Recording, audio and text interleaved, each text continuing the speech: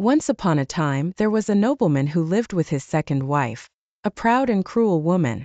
She had 2 daughters who were just as mean-spirited as their mother.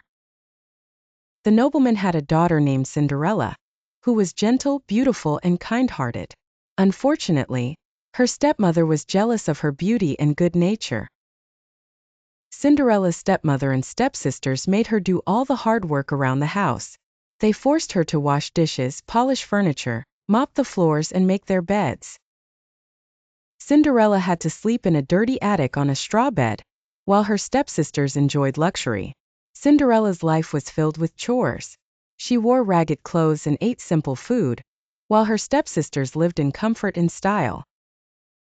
One day, an invitation arrived from the king's palace, inviting all the young women in the kingdom to a grand ball.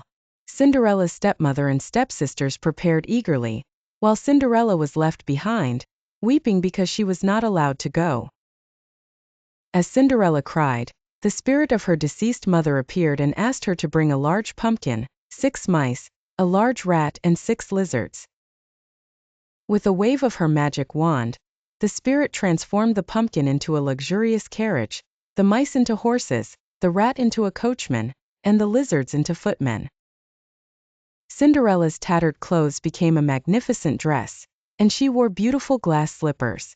Cinderella arrived at the ball, and everyone was captivated by her beauty. The prince was especially taken with her, and stayed by her side the entire evening. As midnight approached, Cinderella remembered her mother's warning and left the ball, promising to return.